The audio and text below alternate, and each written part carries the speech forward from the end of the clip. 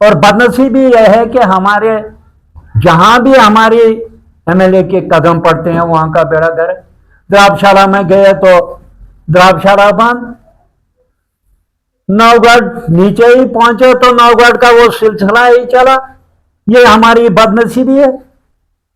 क्या मुकद्दर पाया है उन्होंने, जहां भी कदम रखती हैं वहां का उल्टा ही माहौल बन जाता है।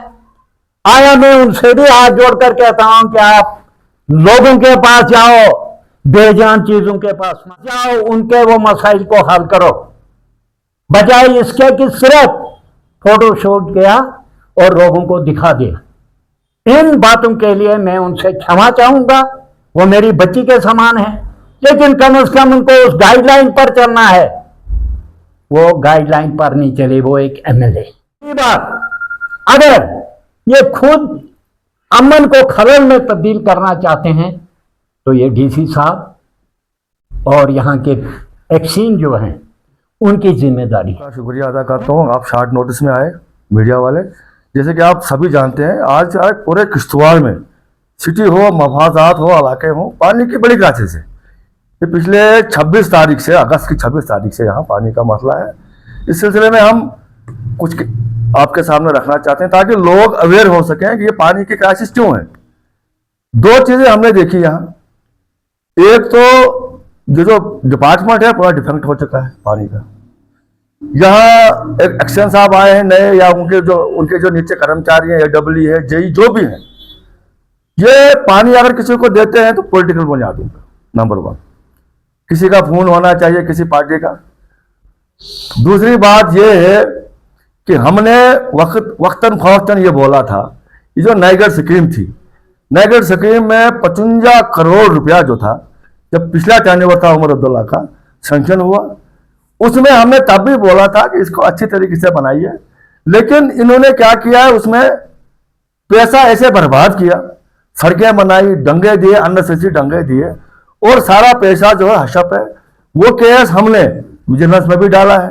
हम आज आपके माध्यम से विजिलेंस डिपार्टमेंट से भी गुजारिश करेंगे कि इस नाइगर स्कीम को तह तक जाइए, इसकी इंक्वायरी करिए, क्यों टूटती है नाइगर। आए दिन हम देखते हैं थोड़ी सी बारिश पड़ी नाइगर टूटती है, थोड़ी सी बारिश पड़ी तो बिजली का टावर टूटता है। हम पानी के साथ साथ बिजली को भी बोलते हैं, ये भी एक बहुत बड़ा मसला हमारे सामने है। तो हम चाहते हैं कि ये डिपार्टमेंट बाज आए, ये जो इस वक्त कर रहे हैं ऐसा ना हो। कल को यहाँ पूरा शहर और इलाका जो आसपास का इलाका है जाके दफ्तर में कुछ ऐसी चीजें करें जो अच्छी बात नहीं है। यहाँ जिमनन में एक दो बातें और करूंगा। यहाँ हमारे MLA साहिबान हैं दो, किश्तवाड़ और नागचीनी के, वो सिर्फ फोटो शूट करते हैं। घर में पता ही नहीं घर कहाँ है, और कभी टंगडार, कभी गुरेज, कभी जम्मू। क्या भाई तुम क्या करने जा रहे हो वहां पर, तुमने क्या किया। मरगी में गए वहां परसों, चलो अच्छी बात है गए, इधर हमदर्दी करने के लिए 10 लाख दूंगा जी मैं अपने फंड से। क्या ये मुमकिन है। एक MLA की कॉन्स्टिट्यूंसी जो है महदूद होती है, आइडेंटिफाइड।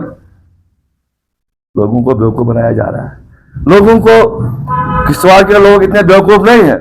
अच्छा, आए दिन हमने देखा MLA साहिबा जो हमारी है या दूसरे जो LOP साहब है, कौन मीडिया में बोलते हैं इस इलाके को पानी मत दो, उस इलाके को पानी दो।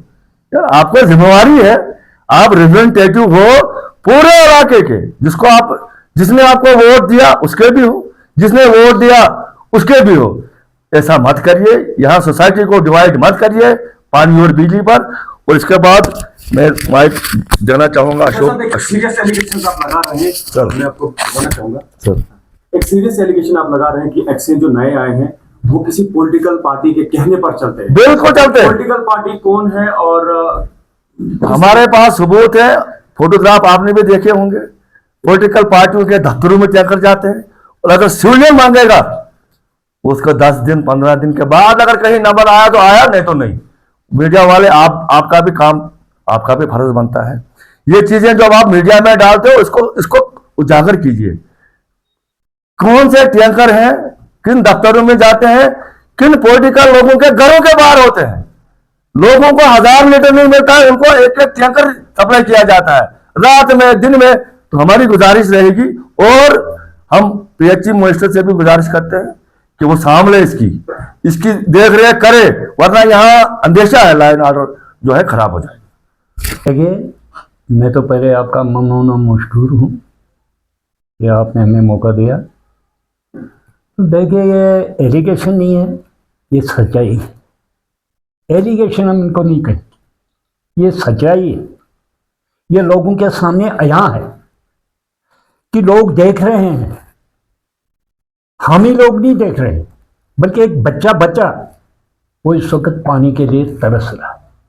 क्यों तरस रहा है?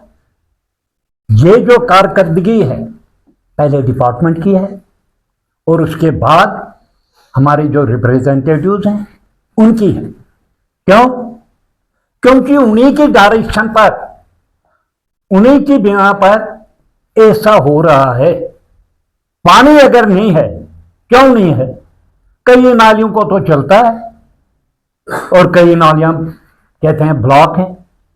कभी कहा जाता है पानी नहीं है, कभी ये आड़ दी जाती है कि नहीं जी वो चली गई। और मैं तो ये हैरान हूं, जिस वक्त भी पानी का मसला आता है तो लोग जो हैं तरस रहे हैं।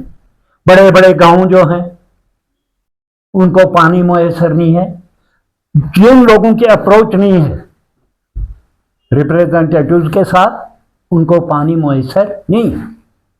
आप विश्वास करोगे कि रात के 1:30 बजे टैंकर आते हैं, और ये छोटे टैंकर नहीं, बड़े बड़े टैंकर, वो पानी मखसूस घरों को देते हैं। ये मैंने अपनी आंखों से देखा है। मेरी नींद खुल गई, मैं बाहर आया तो क्या देखता हूं, टैंकर लगे।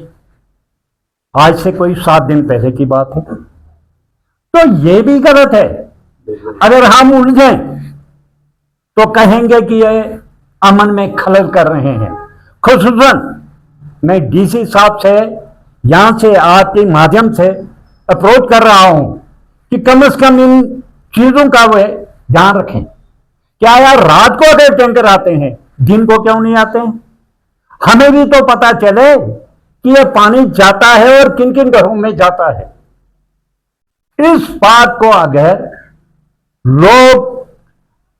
लोगों को पता चले कि आया ये जायज पानी दिया जा रहा है या नाजायज दिया जा रहा है। रही बात ये कि यहां पर जो भी जायज हैं वो कभी भी ये मजमन नहीं करते हैं कि हमारे पास, जब भी उनको बात की जाती है तो उनका एक ही जवाब होता है कि पानी नहीं है। हम क्या करें? अरे आप ही साहब कहते हो कि 2 दिन के बाद आपको देंगे, 3 दिन के बाद देंगे, हम उसको भी कबूल करते हैं, लेकिन वो दिन ही नहीं आता है। हर वक्त नहाने में, कपड़े धोने में इंसान जो है परेशान है। यहां तक बात आई है कि कई जो ऐसे इलाके हैं जहां पानी खुला आता है। क्यों आता है? वो कहां से आता है? रही बात नौगढ़ की, ये इनकी अपनी है। ऐसा क्यों इन्होंने किया? और बदनसीबी यह है कि हमारे जहां भी हमारी एमएलए के कदम पड़ते हैं वहां का बेड़ा गर्क। द्राबशाला में गए तो द्राबशाला बंद, नौगढ़ नीचे ही पहुंचे तो नौगढ़ का वो सिलसिला ही चला। ये हमारी बदनसीबी है। क्या मुकद्दर पाया है उन्होंने? जहां भी कदम रखती हैं वहां का उल्टा ही माहौल बन जाता है।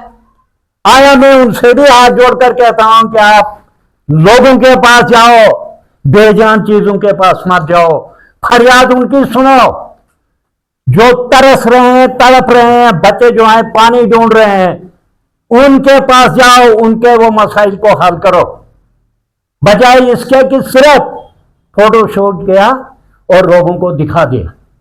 इन बातों के लिए मैं उनसे क्षमा चाहूंगा, वो मेरी बच्ची के समान है, लेकिन कम से कम उनको उस गाइडलाइन पर चलना है।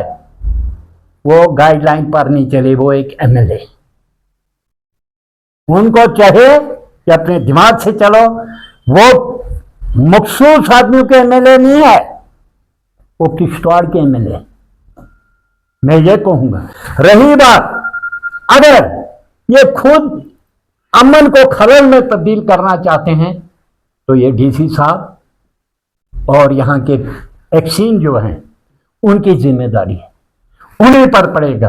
अब न जाते ज्यादा गहराई में न जाते हुए मैं इतना ही कहूंगा कि जो भी काम हमारी सेंट्रल गवर्नमेंट किया, इसने तो जम्मू कश्मीर का बेड़ा गर्क क्या किया। एक तो पहले जो भी काम सड़कों का तो सत्यानाश, और वो भी कंपनियों को दे दिया। पानी का मसला है, उसमें भी ठेकेदार हैं।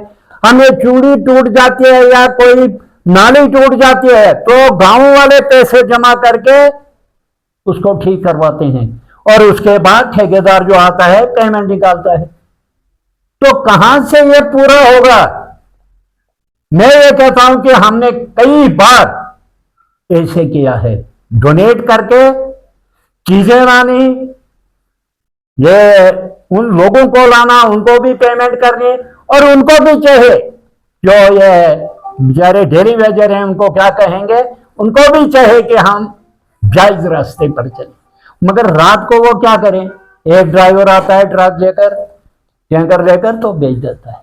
बस इतना ही कहता हूं। जय हिंद।